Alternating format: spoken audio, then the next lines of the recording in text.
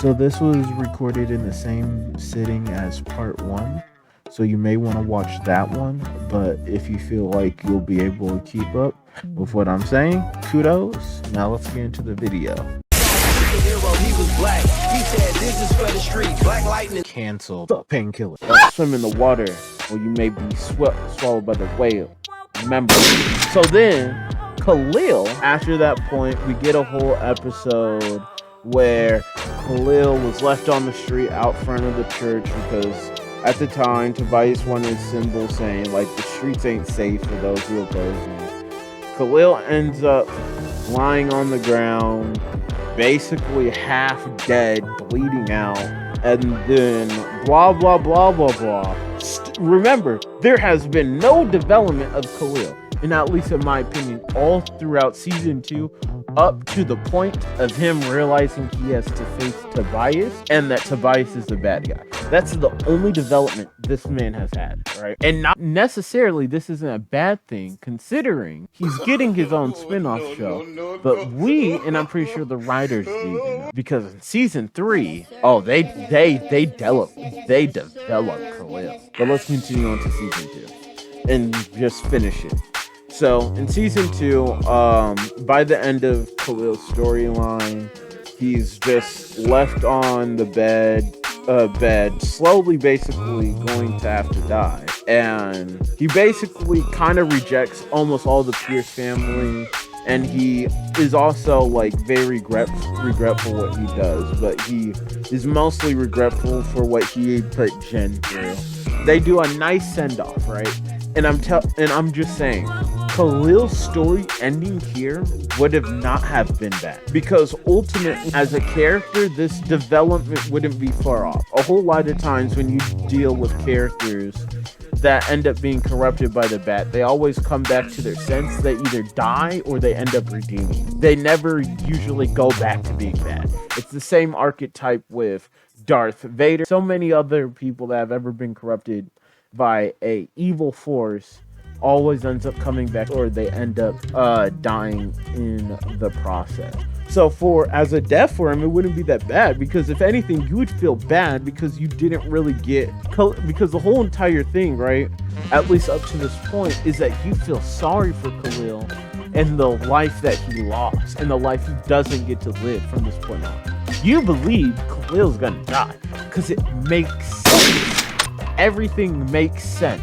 From season 1 to season 2, Khalil's storyline makes sense, even though there's little development, because it's ultimately all leading to Khalil's death. But season 3 changes it. And I'm also letting you know, this, I deeply hate season. I don't even know if I'm going to make a video on season 2, because I just hate it so much. But now on to season 3. Khalil, after a post-credit scene in 2, or 1, freaking is revealed to be alive, and the government brought him back, put him in a fucking time capsule, basically, gave him a spine, put a chip in his brain, brainwashed him Winter Soldier style. Well, not really. The chip is what's brainwashing. But Khalil returns, but it's not Khalil. He takes the name of Painkiller because that is the name the government gives him. And the government basically gave him enhancement to where with a singular touch from his hands, he can poison or paralyze his target. Painkiller is also a man that will casually just name off ways that he can kill you. For example, here's this clip here. Did you know that if you apply enough force at the right angle, you can snap both the fibula and tibia with one strike or a twist? Mastering 23 different martial arts seems extreme. There's no extreme in war. And to kill the grass, you must kill the root. Pol Pot. You're quoting someone who killed 10% of the population of Cambodia. 25%.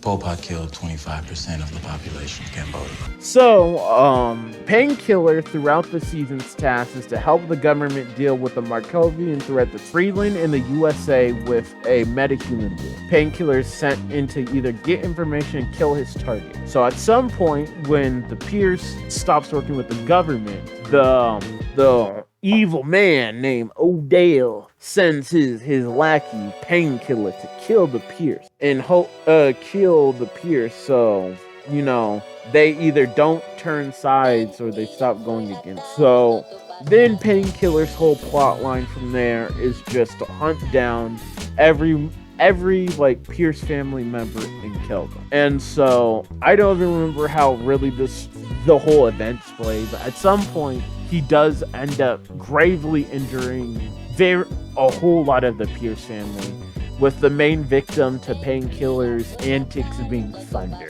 But throughout this time, at some point while Painkiller's getting ready to kill Jefferson and Jen, Khalil's love, and still love, even though they ended on bad terms. They ended, on good terms, but like it's bad in like what he did in the past. But okay, so then he's about to shoot it, but guess what?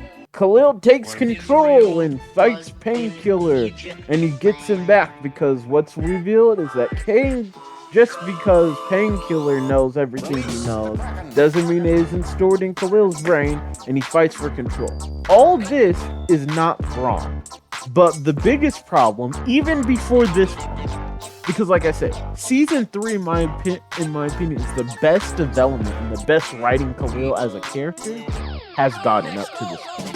But the problem is that they killed Khalil. So by that I mean, by them bringing back Khalil, it devalues everything to that point. So for example, it's like, imagine they killed Jiraiya, but by the end of the Pain arc, or during the Pain arc, he comes back. It devalues the death of a meaningful character, or a character that has some type of impact. So to bring Khalil back in this shape or form, while everyone was under the like idea that he's dead, doesn't really complement the character. Because in my opinion, in season 3, you would think they had to deal with a Star Wars thing where they switched out writers, where one writer was all like, but I think I can do more with Khalil, while the original writer was all like, well, that's it with Khalil.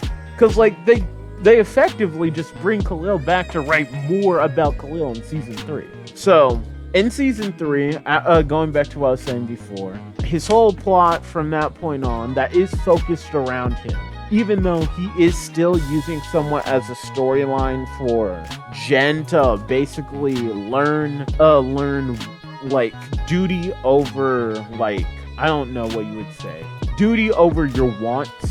Like, for example, she may want to side with doing more things to help Khalil than the main mission, because she just feels that way and her emotions tell her that way. Because Jen is a very headstrong character and an annoying character who follows her heart. But to move back on to what I was saying, but now here goes the interesting thing about season 3. Season 3, in my opinion, is not necessarily bad. The only problem I say is that they should have just never killed Khalil in the first place. Maybe comatose the guy, just not kill him. Make things make sense. There's no need for his death at that point, because literally season 3 built off of all prior things that past Khalil does. Khalil doesn't attack Tobias because he doesn't want to fight Tobias again. Because the last time he got his ass whooped, and he remembered what happened. So he knows better not to go over and try killing him, unlike some people. By the end of season 3, Khalil decides it's better off that he just leaves and stays away from the Pierce, just in case a Painkiller ever slips out. But the thing about season 3 is that they leave the idea that Khalil will be okay and fine on his own. He already has a balance. In my opinion, from season 3 on, there was no more story to be told from Khalil. And there isn't. You don't question if Khalil's okay. It isn't like they sent him away with still a completely broken psyche. He still has control over Painkiller. And so then season 4 comes around.